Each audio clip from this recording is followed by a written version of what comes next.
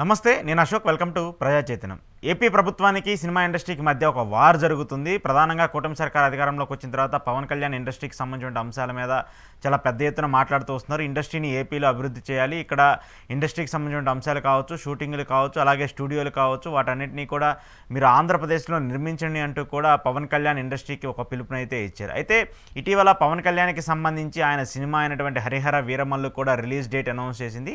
ఆయన cinema release date announce చేసినటువంటి నేపథ్యంలో సింగిల్ స్క్రీన్స్ అంటే మల్టీప్లెక్స్లు, ఐమాక్స్లు కాకుండా సింగిల్ స్క్రీన్ థియేటర్స్ ఏవైతే ఉంటాయో వాటిని బంద్ చేస్తున్నామంటూ కూడా సింగిల్ స్క్రీన్ థియేటర్లకు సంబంధించిన యాజమాన్యం ఒక పిలుపునిచ్చింది. ప్రధానంగా యాజమాన్యాలు అంటే థియేటర్లకు సంబంధించిన యాజమాన్యాలకి, అలాగే ప్రభుత్వానికి, డిస్ట్రిబ్యూటర్లకి దానికి సంబంధించిన మధ్య ఒక వివాదం జరుగుతుందంటూ కూడా ఒక పెద్ద ఎత్తున చర్చ జరుగుతున్నటువంటి నేపథ్యంలో అయితే దీన్ని మాత్రము పవన్ కళ్యాణ్ సినిమా ఆపడానికి, పవన్ కళ్యాణ్ సినిమా మీద కుట్ర చేస్తున్నారంటూ కూడా కొంత వర్గం మీడియా పెద్ద ఎత్తున చర్చ జరుగుతూ వచ్చింది. కొంతమంది వర్గం మీడియా కూడా దీని మీద ఆరోపణలు చేస్తూ వచ్చింది. కావాలని పవన్ కళ్యాణ్ సినిమా హరిహర వీరమల్లుని డ్యామేజ్ చేయాలని చెప్పేసి, ఆ సినిమాకి నష్టం చేకూర్చే విధంగా ఉండాలని చెప్పేసి, అలా చేయాలని చెప్పేసి కొంతమంది కుట్రపూరితంగా, కక్షపూరితంగా సింగిల్ స్క్రీన్ థియేటర్లను మూసివేస్తున్నామని చెప్తున్నామని చెప్పేసి దాన్ని జనసేన పార్టీ దగ్గరికి వెళ్తాము, దానికి సంబంధించి సినిమాటోగ్రఫీ మంత్రిగా ఉన్నటువంటి కందులు దుర్గేష్ రియాక్ట్ అవ్వటము, ఇవన్నీ కూడా చకచకా జరిగిపోతూ వచ్చాయి. అయితే దీనికి సంబంధించి ఆ నలుగురు అంటూ కూడా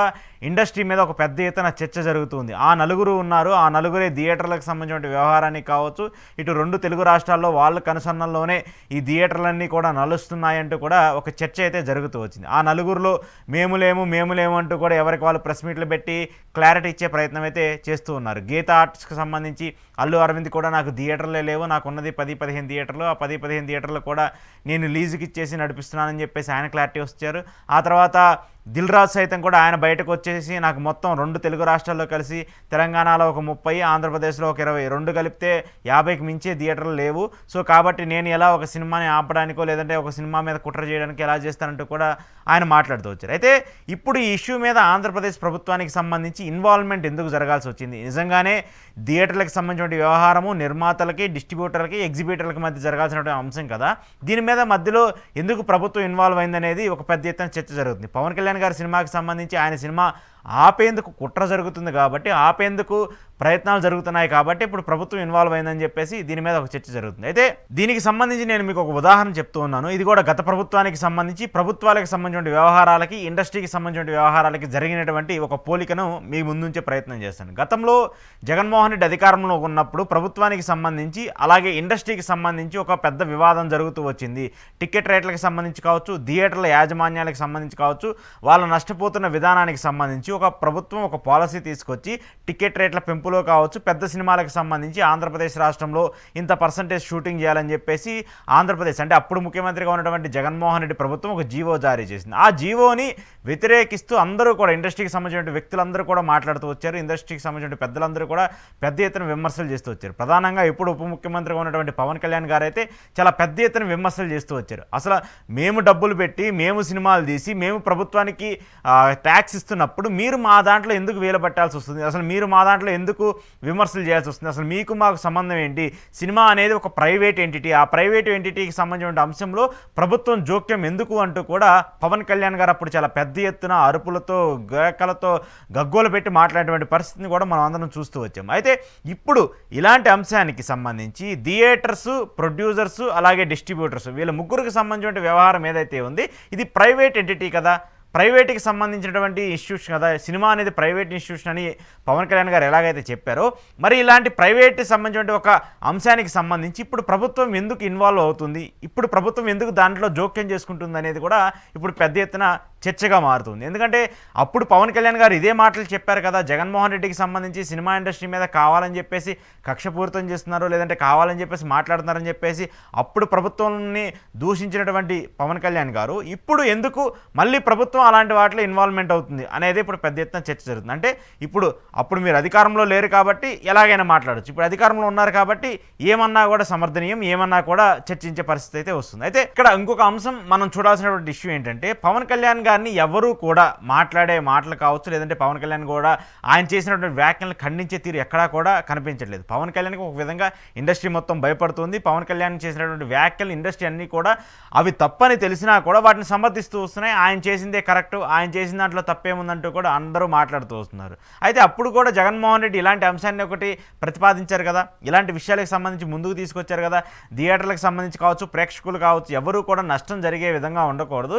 ఎవరైనా సరే ఒక ఇష్యూకి సంబంధించి లాభం పొందే విధంగా ఉండాలి, కానీ ఒకరికొకళ్ళు ఇబ్బంది పడే పరిస్థితులు ఉండకూడదని చెప్పేసి ఒక జీవోని తీసుకొచ్చినప్పుడు అప్పుడు అంతా వ్యతిరేకించినటువంటి ఇండస్ట్రీ, అప్పుడంతా కూడా జగన్మోహన్ రెడ్డి వ్యతిరేకంగా ఉన్నటువంటి ఇండస్ట్రీ, ఇప్పుడు పవన్ కళ్యాణ్ గారు కూడా అలాంటి అంశాలని మాట్లాడుతూ ఇండస్ట్రీని తప్పుదోవ పట్టే విధంగా, ఇండస్ట్రీని చివాట్లు పెట్టే విధంగా, ఇండస్ట్రీ మీద సీరియస్ అయ్యే విధంగా మాట్లాడుతూ వచ్చినా కూడా ఎందుకు ఎవరు సరిగా స్పందించట్లేదు, ఎందుకు ఎవరు దీన్ని ఖండించట్లేదు? ఎందుకంటే ఇప్పుడైతే పవన్ కళ్యాణ్ గారు అయితే ప్రేమ, జగన్మోహన్ రెడ్డి అయితే కోపం, అలానే కనిపిస్తుంది ఇప్పుడు ఇండస్ట్రీకి సంబంధించిన వ్యవహారం చూస్తూ ఉంటే. సో ఈ పరిణామాలు, ఈ పరిస్థితులన్నీ చూస్తున్నప్పుడు కొంత వర్గానికి సంబంధించి, ఇండస్ట్రీకి సంబంధించి పెద్ద వ్యక్తులు ఎవరున్నారో పక్కన పెట్టేస్తే కొంతమంది వ్యక్తులు మాత్రము ఒక విధంగా జగన్మోహన్ రెడ్డి నయంగా అనిపిస్తుంది. ఎందుకంటే జగన్మోహన్ రెడ్డి తీసుకొచ్చినటువంటి ఒక సంస్కరణలు ఏవైతే ఉన్నాయో ఆ సంస్కరణలు కొంతవరకు అటు డిస్ట్రిబ్యూటర్లకు కావచ్చు, అటు ఫిలిం ఇండస్ట్రీకి సంబంధించిన వ్యక్తులకు కావచ్చు, అలాగే థియేటర్లకు సంబంధించిన యాజమాన్యానికి సంబంధించిన వాళ్ళకి కావచ్చు, వాళ్ళందరికీ కూడా కొంత ఊరట లభిస్తూ వచ్చాయి. కానీ ఇప్పుడు పవన్ కళ్యాణ్ గారు వచ్చిన తర్వాత ఇంకా ఇండస్ట్రీ మెరుగుపరుస్తుంది, ఇంకా ఇండస్ట్రీకి